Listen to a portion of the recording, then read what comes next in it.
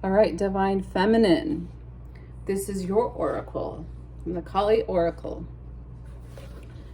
And let's see, this is Kamala Devi, 25.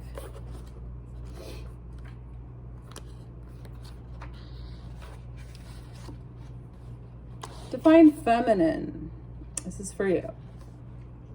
We witness her beauty, and all struggle melts into grace upon a grateful sigh. The heart softens into her protection and radiates peace. Her presence transforms frustration into inspiration, fatigue into replenishment, and overactivity into effortless attraction. She is a golden pathway of divine manifestation and peaceful contentment.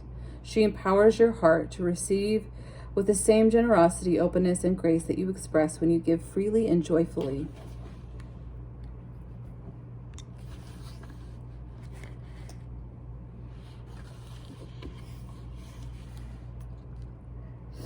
Sorry about that. Okay, where was I?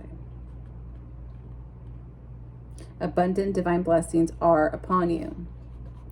The 10th of the 10 Mahavidyas, the wisdom goddesses, is a gracious goddess Kamala.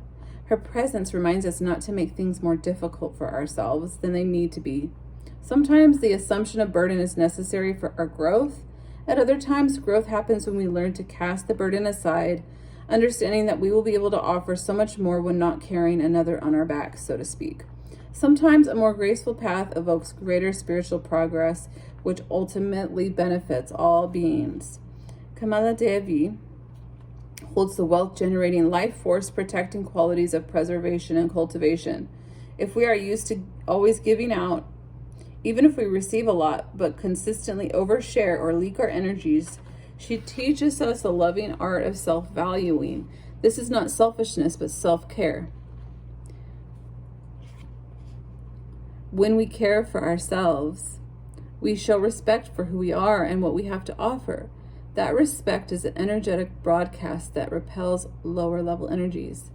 It gives us the firmness of mind to set boundaries wisely while attracting opportunities and pathways for expansion. When genuinely good and true things are strengthened and shared, every being gains spiritual benefit. Her presence in a reading speaks of a divine harvest, of success and beauty created and protected, of longevity and peace. Kamala is a tantric emanation of Lakshmi, awakening deeper spiritual understanding of the nature of material prosperity and spiritual enlightenment. She provides many beautiful gifts in such a way that we learn and grow through the blessings. Tantra exists outside conventional religious practices and social mores. We cannot access true and sacred knowledge of oneself or the world when bound by the opinions of mass culture. We cannot find our authentic being within such constraints. Social conditioning lacks the wisdom, generosity, freedom, respect, spaciousness, and insight to be able to bear the process of individual awakening. That can only happen outside society's constructs. Hold on one second. Oh, I can't see that card. It's so beautiful. Let's see if I have a little more light. There we go. There we go. This is why enlightened mystics in every religious tradition have always come into conflict with traditional figureheads in their religion. The Divine Mother protects the path to fulfillment even when authority or bureaucracy try to stifle it. Be direct about your intentions and desires. Allow her to show you the graceful path through any difficulty by consulting with your heart and having the patience and willingness to see another way. Locking horns in direct conflict is not always going to lead you toward the outcome you wish. She brings gifts of abundance on every level.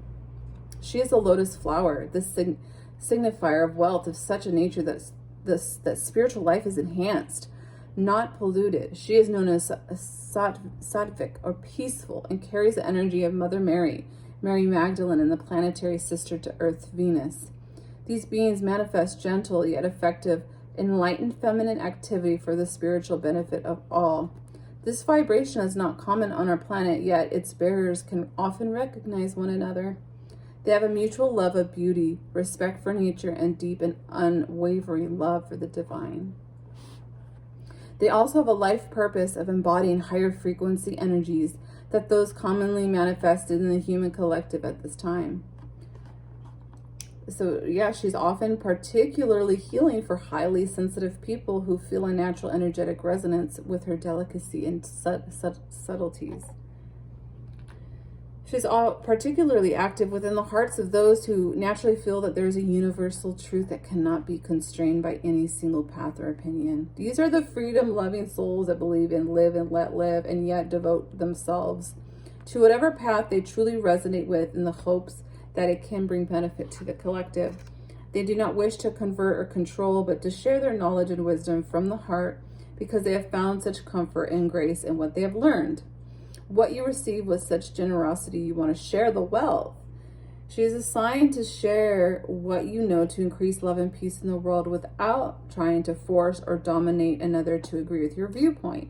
She asks for your unconditional trust so she can gently disentangle your soul from obstructing and lower energies to help you rise above and shine your beautiful, peaceful light. Yes. Wow, Divine Feminine, that was your card, that was your oracle for tonight or whenever you watch this. I hope this message helped you, and have a good evening. Bye.